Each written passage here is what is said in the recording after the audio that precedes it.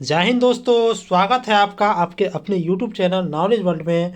जैसा कि आप लोग जानते हैं कि डेली जो है सुबह में 10 बजे साइंस का सेट आता है, ठीक ना। उसी सेट के क्रम में आज हम लोग सेट साइंस का जो है सेट नंबर 129 को करेंगे, ठीक। उससे पहले अगर आप चैनल को सब्सक्राइब नहीं किए हैं तो आप चैनल को आप सब्सक्राइब कर लें तथा बेल आइकन को भी दबा लें, ठीक। जिससे क्या होगा कि आप जो है ना, हम जो भी वीडियो डालेंगे तो उसका नोटिफिकेशन सबसे पहले आप तक पहुंचेगा, ठीक ना। और जो भी पिछला वीडियो नहीं देखे हैं तो वो चैनल के प्लेलिस्ट में जाकर के पिछला वीडियो को देख सकते हैं, ठीक ना। और इसका पीडीएफ जो है हमारे टेलीग्राम चैनल नॉलेज वाली पीडीएफ पर अपलोड कर दिया गया है और टेलीग्राम चैनल का लिंक इस वीडियो के डिस्क्रिप्शन में दे दिया गया है, ठीक ना। और इसमें से देखिए टोटल जो है ना आपको 25 क्वेश्चन का कराया जाता है, क्योंकि देखिए बिहार एसएससी का जो है सिलेबस में ही 25 नंबर का साइंस है, ठीक ना। तो 25 क्वेश्चन का कराया जाता है जो कि बहुत ही इंपॉर्टेंट है, ठीक ना। इसलिए जो है ना आप लोग वीडियो में अंत तक बने रहिएगा, ठीक ना। और आप लोग को कितना सही हुआ मतलब आप अपने से भी बनाने की कोशिश कीजिएगा, ठीक ना। जिससे कि देखिएगा कि आपको कितना सही हुआ और कितना गलत हुआ, मतलब 25 में से आपको कितना सही हो रहा है। इस चीज़ को आप कमेंट बॉक्स में ज़रूर बताइएगा, ठीक। चलिए आज के पहला प्रश्न को देखते हैं, ठीक। देखिए आज का पहला प्रश्न है कि मरीज के पेट के अंदर का परीक्षण करने हेतु डॉक्टरों द्वारा प्रयुक्त जो होता है आपको एंडोस्कोप होता है, ये निम्नलिखित में से किस सिद्धांत पर कार्य करता है, ठीक है। यह प्रश्न में हमको क्या कहा है कि मरीजों के पेट के अंदर को हम परीक्षण करें कि पेट के अंदर का चीज़ है उसको हमें जांच करना है, उसको परीक्षण करना है, ठीक है। तो उसके लिए डॉक्टर द्वारा जो है एक एंडोस्कोपी नाम का होता है सिस्टम, उसका जो है प्रयुक्त किया जाता है। मतलब क्या था, तो इसमें जो है किस सिद्धांत पर है, देखिए इसमें करता क्या है। देखिए आदमी को लेटा दिया जाता है, ठीक ना। आदमी है ये बीमार आदमी, इसको पेट के अंदर कुछ देखना है तो इसको देखिए यहाँ पर लेटा दिया गया है बेड पर, ठीक है। और इसके मुंह के जरिए क्या किया जाता है कि इसको मुंह के जरिए क्या किया जाता है कि कुछ कैमरा लगा रहता है एक पाइप में, ठीक है। उसको घुसाया जाता है और इसके जो है ना आंत के अंदर के आंत की चीज़ को देखा जाता है, ठीक ना। तो ये जो है आपको किस सिद्धांत प्रकार करता है, तो आपको प्रकाश के पूर्ण आंतरिक परावर्तन के सिद्धांत प्रकार करता है, ठीक ना। देखिए ये किस ऑप्शन में दिया हुआ है, देखिए ऑप्शन नंबर डी में जो है प्रकाश का सकल आंतरिक परावर्तन, सकल को ही जो है ना आपको पूर्ण कहा जाता है, ठीक ना। यानी क्या हुआ कि इसका उत्तर जो है ऑप्शन नंबर डी ही हो जाएगा, प्रकाश का सकल आंतरिक परावर्तन इसका सही उत्तर हो जाएगा, ठीक।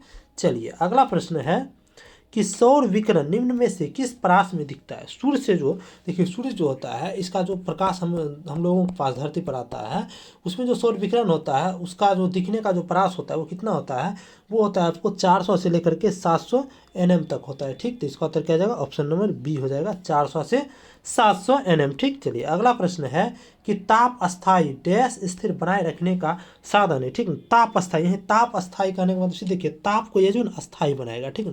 इसको तोड़िए, ठीक है, तोड़िए, देखिए क्या रहा है, ताप और अस्थाई से मिलकर बनाए। इसका मतलब क्या हो, ये ताप को जो अस्थाई बनाएगा, ठीक है। देखिए यही है आपको थर्मोस्टेट जो इंग्लिश में कहा जाता है, यही थर्मोस्टेट ये, ठीक है, क्या करता है ये आपको ताप को नियंत्रित करता है, ठीक है। क्या होगा कि टेम्परेचर को जो स्थिर बनाए रखता है, ठीक। तो इसका उत्तर क्या आ जाएगा, ऑप्शन नंबर बी में दिया आपको टेम्परेचर यानी कि ताप को ये स्थिर बनाता है, ठीक। चलिए अगला प्रश्न है कि दृष्टिपटल यानी कि रेटिना पर जो चित्र बनता है तो वो कैसा बनता है, ठीक ना। देखिए मानव का जो देखता है कोई भी चीज़ को व्यक्ति, तो वो उसका जो है ना प्रतिबिंब उसको रेटिना पर बनता है, ठीक ना। तो रेटिना पर जो प्रतिबिंब बनता है तो वो कैसा प्रतिबिंब बनता है, ये हमेशा जो है ना आपको उल्टा प्रतिबिंब होगा, ठीक ना। जो रेटिना पर प्रतिबिंब बनेगा ये हमेशा उल्टा होगा, ठीक। उल्टा भी होगा और ये छोटा भी होगा, और क्या होगा आपको वास्तविक प्रतिबिंब बनता है, ठीक ना। वास्तविक प्रतिबिंब बनता है, ठीक ना। तो देखिए ये किस ऑप्शन में दिया हुआ है, तो ये देखिए आपको देखिए ऑप्शन नंबर ए में दिया हुआ वस्तु के बराबर, तो बराबर नहीं छोटा बनता है तो ये कट गया, ठीक। बी नंबर दिया वस्तु से छोटा, ठीक है। और सीधा सीधा नहीं उल्टा बनता है, ये कट गया। अब सी में दिया हुआ वस्तु से छोटा, ठीक है, वस्तु से छोटा बना है, ठीक है, तथा उल्टा भी बनता है, सही बात है। तो इसका उत्तर क्या आ जाएगा, ऑप्शन नंबर सी हो जाएगा, ठीक। चलिए अगला प्रश्न है कि दूरदर्शन प्रसारण में श्रव्य संकेतों का प्रेषण करने के लिए प्रयुक्त तकनीकी क्या है, ठीक है ना। कि दूरदर्शन को प्रसारण करना है, उसमें मतलब कि श्रव्य संकेत मतलब क्या है कि सुनने योग्य संकेत को हमको भेजना है, कहीं पर भेजना है, तो उसके लिए प्रयुक्त तकनीकी क्या है, तो ये आपको आवृत्ति मॉड्यूलन है, ठीक है ना। देखिए आवृत्ति मॉड्यूलन में क्या होता है कि इसमें जो है ना आपको आवृत्ति मॉड्यूलन में जो इस तकनीकी में क्या होता है, आपको जितना भी प्रसारित संकेत होता है, ये किसी भी प्रकार के शोर हो गया, इसकी विकृति को हो गई, सबसे क्या होता है ये आपको मुक्त होता है, ठीक ना। तो इसी कारण से इसका प्रयोग किया जाता है, ठीक। चलिए अगला प्रश्न है कि प्रकाश तंतु यानी कि ऑप्टिकल फाइबर जिस सिद्धांत पर काम करता है तो वह क्या है, ठीक ना। देखिए ऑप्टिकल फाइबर के बारे में कल भी देखे थे पिछले वीडियो में कि ऑप्टिकल फाइबर क्या होता है कि एक कांच का बना हुआ है, एक पतली नली होती है, ठीक ना। ये जो इसमें प्रकाश डालता है तो इसका जो पूरा प्रकाश बाहर निकलता है, ठीक ना। तो ये आपको पूर्ण आंतरिक परावर्तन के सिद्धांत पर कार्य करता है, ठीक ना। तो इसका उत्तर क्या आ जाएगा, ऑप्शन नंबर ए में देखिए देखिए पूर्ण अभ्यंतर या आंतरिक परावर्तन दिया हुआ है, ठीक ना। तो ये इसका उत्तर ऑप्शन नंबर ए ही हो जाए, ठीक है। देखिए आंतरिक को ही अभ्यंतर कहा जाए, ठीक है। मेन इसी के लिए इस प्रश्न को लाए थे, ठीक। चलिए अगला प्रश्न है कि जब सीडी यानी कि सीडी मतलब क्या हुआ कि ऑडियो एवं वीडियो प्रणाली में प्रयुक्त होने वाली कॉम्पैक्ट डिस्क होती है, सूर्य के प्रकाश में देखी जाती है, ठीक। देखते हैं तो ये इंद्रधनुष के समान रंग दिखाई पड़ते हैं, तो इसकी व्याख्या की जा सकती है, ठीक है। देखिए सीडी जो होता है जिसके द्वारा डीवीडी जिसके द्वारा फिल्म चलता है, वो देखिए कुछ गोलाकार का होता है, ठीक। इसमें क्या होता है जब इसको हम सूर्य के प्रकाश में देखते हैं तो ये चमकता है, मतलब इंद्रधनुष जैसा दिखता है वैसा ये दिखते रहता है, ठीक ना।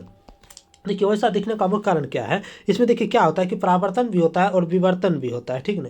इसी के कारण ऐसा दिखता है। तो किस ऑप्शन में दिया है, तो आपको ऑप्शन नंबर ए में दिया हुआ है, परावर्तन एवं विवर्तन की परिघटना पर यह आधारित है, ठीक। चलिए अगला प्रश्न है कि तेज हवा वाली रात्रि में ओस नहीं बनते क्यों।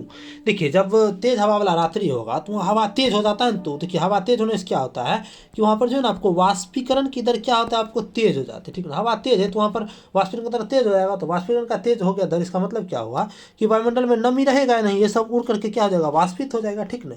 तो ओस कैसे बनता है, तो नमी ही जम जाता है वायुमंडल में, तभी तो ये बन जाता है ओस, ठीक ना। तो यह नमी वाष्पीकरण की दर तेज है, नमी जमवे नहीं करेगा तो वाष्पीकरण का मतलब ओस कैसे बनेगा, ठीक ना। तो इसका देखिए क्यों नहीं बनता है, ये जब वाष्पीकरण की दर तेज हो जाती है, ठीक। तो किस ऑप्शन में दिया हुआ है, तो ये आपको ऑप्शन नंबर ए में दिया हुआ है, वाष्पीकरण की दर क्या होती है, तेजी हो जाती है, ठीक। चलिए अगला प्रश्न है कि निम्न में से कौन सा कथन सही नहीं है, ठीक ना। इस सब में से कौन सा कथन है जो किसी ने देखिए ऑप्शन देखिए 4 ऑप्शन दिया, देखिए सब में क्या कहा है, देखिए एयर कंडीशन और कूलर के बारे में सारा ऑप्शन में जो है ना लगभग यही बात किया है, ठीक ना। सबसे पहले देखिए एयर कंडीशन और कूलर का सिद्धांत समझते हैं कि कैसे काम करता है, ठीक ना। तो अपने पढ़ेंगे ऑप्शन तो हमको समझ में आ जाएगा, ठीक है। देखिए एयर कंडीशन हो गया, कूलर हो गया, तो ये दोनों देखिए कहाँ पर प्रयोग किया जाता है, देखिए जो है आपको गर्मी के मौसम में जो है ना मतलब मौसम को जो है ना मतलब गर्मी के मौसम में जो है ना रूम के अंदर जो प्रयोग किया जाता है, ताकि अंदर का रूम का जो है ना टेम्परेचर जो है ना आपको ये नियंत्रित रहता है, ठीक है ना। तो ये देखिए करता क्या है कि एसी और कूलर ये दोनों जो है ना देखिए सबसे पहले तापमान को नियंत्रित करता है, ठीक ना। तापमान को ये नियंत्रित कर देता है, ठीक। और ये वायु की गति को भी नियंत्रित कर देता है, ठीक ना। वायु की गति को नियंत्रित कर देता है, ठीक ना। और देखिए जहाँ पर क्या होता है कि एसी जो होता है एसी एयर कंडीशनर, ये आर्द्रता को भी साथ ही साथ ये जो है ना आपको आर्द्रता को भी नियंत्रित करता है, ठीक ना। लेकिन जो कूलर है वो आपको आर्द्रता को नियंत्रित नहीं करता है, ठीक ना। आर्द्रता को ये नियंत्रित नहीं करता है, ठीक है। देखिए इतना पढ़िए हम लोग को ये क्वेश्चन बन जाएगा, ठीक है। देखिए आप पहला ऑप्शन नंबर ए में दिया हुआ है कि एयर कंडीशनर और एयर कूलर दोनों तापक्रम नियंत्रित करता है, ठीक है। ये ताप को तो दोनों नियंत्रित करता है, यहाँ से गलत कथन पूछा है, ये कथन क्या है, सही है, ठीक है। बी में कहा है कि एयर कंडीशनर और एयर कूलर दोनों आर्द्रता नियंत्रित करता है, ठीक ना। यानी कि एयर कंडीशनर और एयर कूलर दोनों करता है, नहीं आर्द्रता जो है केवल एसी नियंत्रित करता है, ठीक ना, एयर कूलर नहीं करता है, ठीक ना। तो ये आपको गलत है, ठीक। तो यही इसका उत्तर हो जाएगा, ठीक है। देखिए और सब सही को देख लेते हैं। सी में जो है एयर कंडीशनर यानी कि एसी जो है आर्द्रता नियंत्रित करता है, ठीक है। एसी आर्द्रता नियंत्रित करता है, परंतु एयर कूलर जो है आर्द्रता नियंत्रित नहीं करता, ये बात सही है, ठीक। तो ये सही है।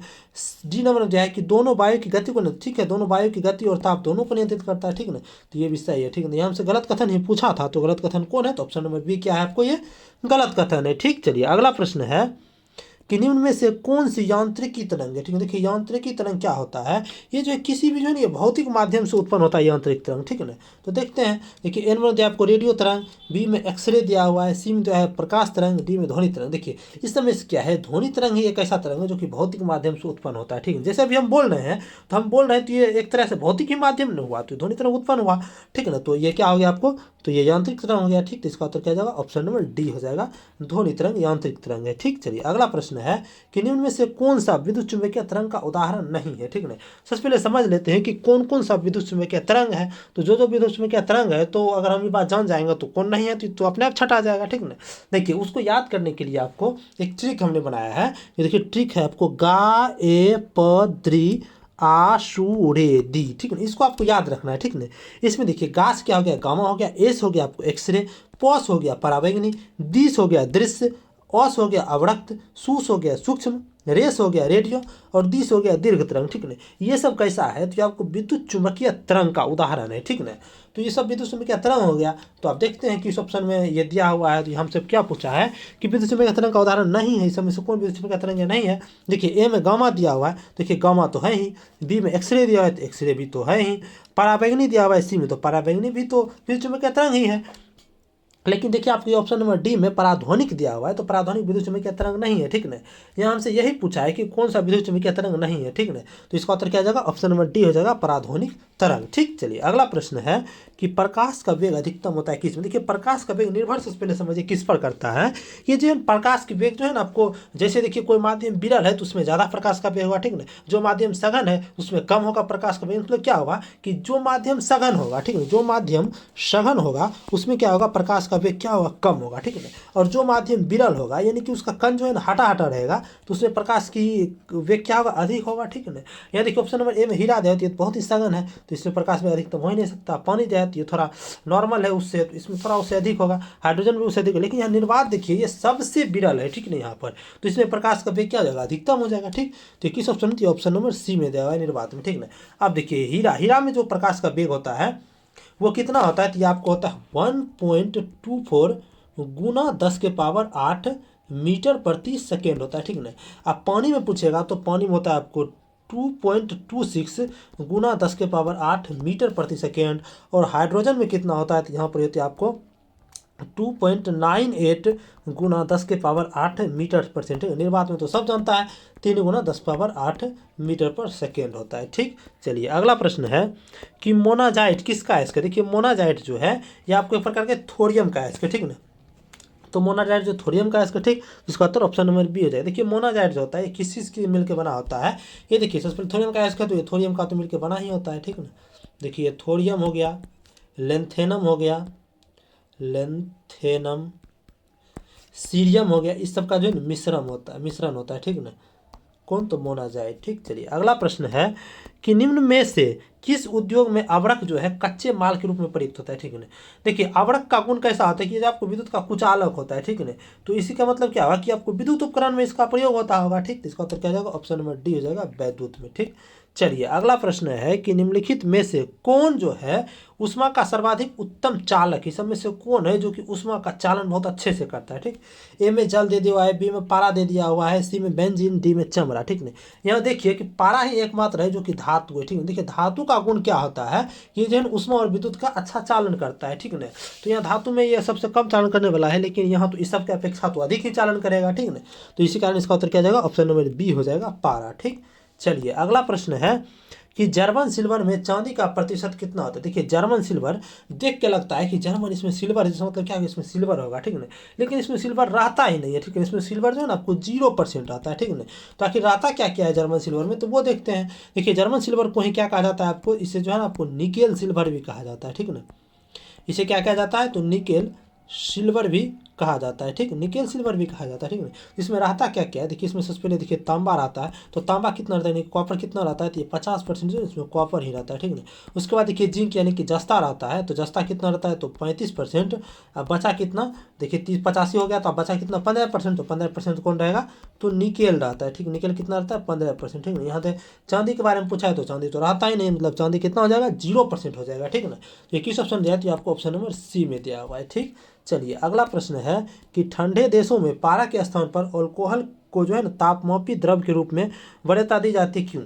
देखिए ठंडे प्रदेश में क्या होता है कि जो तापमापी होता है, तापमापी उसमें जो है ना एक भरा रहता है द्रव, ठीक है। तो उस द्रव में जो देखिए पारा भी भरा रहता है और अल्कोहल भी रहता है, लेकिन जो है ना ठंडे प्रदेश होता है उसमें जो ना अल्कोहल को जो है वरीयता दी जाती है। तो ऐसा इसी कारण होता है कि पारा जो है देखिए ये कम टेम्परेचर पर ही जो है जम जाता है, जम जाएगा तो ये कैसे तापमापी कम करेगा, ठीक है। लेकिन अल्कोहल क्या होता है कि इसका जो है द्रव्यमान जो है बहुत ही न्यूनतम होता है, ठीक है। इसी कारण जो है क्या होता है कि ठंडे के स्थानों में जो है इसका हिमांक काफ़ी नीचे चला जाता है और ये जमता जल्दी नहीं है, ठीक है। इसी कारण से जो ना इसका प्रयोग जो ठंडे में करने में अच्छा होता है ताकि नापने में सही हो, ठीक है। तो इसका उत्तर क्या जाएगा कि अल्कोहल का जो है द्रव्यमान न्यूनतम होता है, ठीक। तो इसका उत्तर ऑप्शन नंबर ए में दिया हुआ है। ठीक, चलिए अगला प्रश्न है कि नीचे दिए गए युग्मों में से कौन सा युग्म सुमेलित नहीं है, ठीक ना।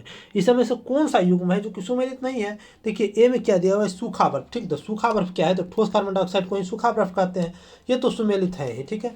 बी में दिया हुआ है सेबिन। सेबिन क्या है कि एक प्रकार का कीटनाशक होता है सेबिन, ठीक है। क्योंकि देखिए जो किसान होंगे आप लोग तो आपको पता होगा कि सेबिन को जो है ना डाला जाता है जैसे कि इसमें जो है ना आपको कीड़ा को मारा जाता है, ठीक ना। सी में दिया है आपको टेफ्लॉन, ठीक है। टेफ्लॉन क्या होता है, आपको फ्लोरीन युक्त बहुलक होता है टेफ्लॉन, ये सही है।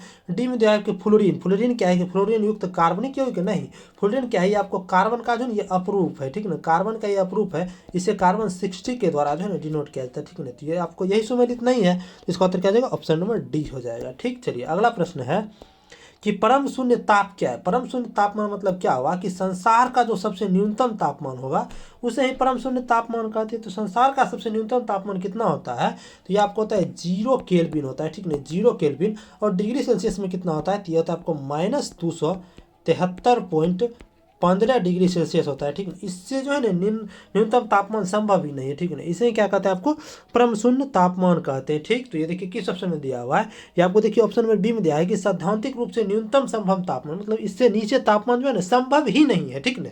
तो इसका उत्तर क्या आ जाएगा, ऑप्शन नंबर बी हो जाएगा, सैद्धांतिक रूप से न्यूनतम संभव तापमान। ठीक, चलिए अगला प्रश्न है कि निम्नलिखित में से किसमें कार्बन नहीं है। इस सब में से ऑप्शन में देखिए कि कौन है जिसमें कि कार्बन नहीं है। देखिए ऑप्शन नंबर ए में हीरा दिया हुआ है, बी में ग्रेफाइट दिया हुआ है, सी में कोयला दिया हुआ है, डी में बालू दिया हुआ है। यहाँ देखिए हीरा और ग्रेफाइट को देखिए, ये दोनों क्या है आपको, ये दोनों क्या है आपको, ये दोनों जो है ना आपको कार्बन का ही ये अपरूप है, ठीक ना।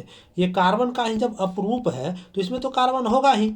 ठीक, अब देखिए सी नंबर में आपको कोयला दिया, तो कोयला है तो कोयला में तो कार्बन भरा पड़ा रहता है, ठीक ना, इसमें तो कार्बन का खान ही है, ठीक है ना, तो कार्बन इसमें रहेगा ही। और बालू देखिए इसमें ही कार्बन नहीं रहती, ठीक, इसका उत्तर क्या हो जाएगा, ऑप्शन नंबर डी हो जाएगा, बालू। ठीक, चलिए अगला प्रश्न है कि फूलों का जो अध्ययन होता है उसे क्या कहते हैं। देखिए फूल जो होता है उसका जो अध्ययन किया जाता है उसे कहा जाता है आपको एंथोलॉजी, ठीक है। किस ऑप्शन में दिया हुआ है, ये आपको ऑप्शन नंबर बी में दिया हुआ है। ठीक, चलिए अगला प्रश्न है कि जीर्ण, जीर्ण यानी कि वृद्ध होने की प्रक्रिया का अध्ययन, कोई आदमी बूढ़ा हो रहा है, ठीक है, तो इस प्रक्रिया को अध्ययन किया जाएगा, तो इस अध्ययन को कहा जाता है आपको जेरंटोलॉजी, ठीक है ना, जेरंटोलॉजी, जो कि किस ऑप्शन दिया है, ऑप्शन नंबर ए में दिया हुआ है, ठीक है।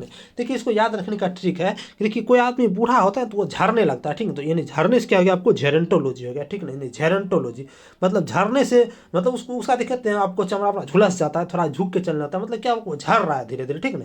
तो इसका नाम क्या, इसको क्या कहते हैं, जेरंटोलॉजी। से एक सीक्वेंस बैठा लीजिए कि याद करने में आसान हो। ठीक, चलिए अगला प्रश्न है कि पेडोलॉजी निम्न वैज्ञानिक अध्ययन को संबंधित है, ठीक ना, यानी कि पेडोलॉजी जो है किसके अध्ययन से संबंधित है, ये मिट्टी के अध्ययन को क्या कहा जाता है आपको, तो पेडोलॉजी कहता है। तो ये किस ऑप्शन दिया है, ऑप्शन नंबर बी में दिया हुआ है। ठीक, चलिए अगला प्रश्न है कि निम्न को सुमेलित की, चलिए सुमेलित करते हैं। देखिए ए नंबर में प्रकंद दिया हुआ है, तो प्रकंद इस सब में से कौन है, देखिए अदरक क्या है आपको, ये प्रकंद है, ठीक, तो अदरक क्या है आपको, तो प्रकंद है, तो अदरक 3 के साथ मिल जाएगा। ठीक, बी में देखिए आपको स्तंभकंद, स्तंभकंद किसे कहते हैं, तो आलू को स्तंभकंद कहते हैं। ठीक है, आप देखिए शल्यकंद है, तो शल्यकंद कौन है, तो देखिए ये आपको शल्यकंद कौन हो जाएगा, देखिए शल्यकंद लहसुन हो जाएगा। ठीक, शल्यकंद लहसुन एक के साथ मिल जाएगा। और घनकंद देखिए बचा है, ये कौन हो जाएगा आपको, जिमीकंद सूरन हो जाएगा। ठीक, देखिए किस ऑप्शन में, देखिए ए का 3 देखिए इसमें भी है, इसमें भी, इसमें भी, इसमें भी। ठीक है, बी देखते हैं,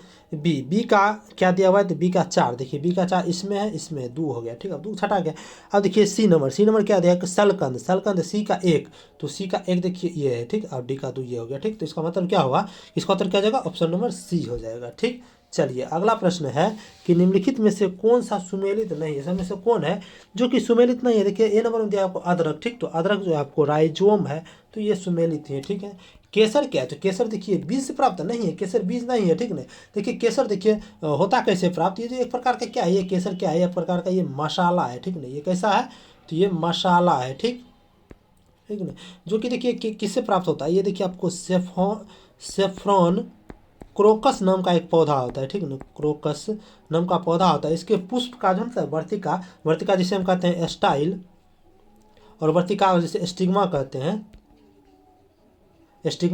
इसके जो है ना स्त्री भाग से प्राप्त किया जाता है। ठीक है ना, यानी केसर बीज से प्राप्त नहीं किया जाता, यही गलत है, हमसे सुमेलित नहीं पूछा है, तो यही तो सुमेलित नहीं, तो इसका तो ऑप्शन नंबर बी हो जाएगा। ठीक है ना, अब देखिए सी में दिया हुआ है अफीम, तो अफीम जो है ना, अफीम की ड्यूटी को कहा जाता है अफीम। ठीक, तो ये भी सही है। डी नंबर में दिया है सन जो है तना होता है। ठीक, तो ये भी सही है। ठीक है, तो इसका उत्तर क्या जाएगा, ऑप्शन नंबर बी हो जाएगा। केसर जो है ना बीज नहीं है, केसर क्या है, ये जो है ना आपको पुष्प से प्राप्त होता है, किसके, स्टाइल और स्टिग्मा से प्राप्त होता है। ठीक, चलिए आज का अंतिम प्रश्न था, अगर आपको वीडियो अच्छा लगा हो तो आप अपना फीडबैक जरूर दें। ठीक, और आप वीडियो को ज़्यादा से ज़्यादा शेयर कर दें। ठीक, और आपका कितना सही हुआ तो आप कमेंट बॉक्स में ज़रूर कमेंट करें। चाहे एक ही सही हो, चाहे दो ही सही हो, जितना ज़्यादा से ज़्यादा सही हो तो अच्छा बात है।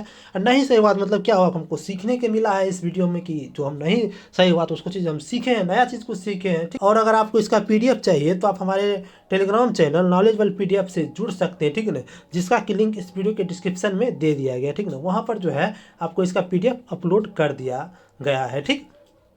चलिए वीडियो में अंत तक बने रहने के धन्यवाद। मिलते हैं अगले वीडियो में।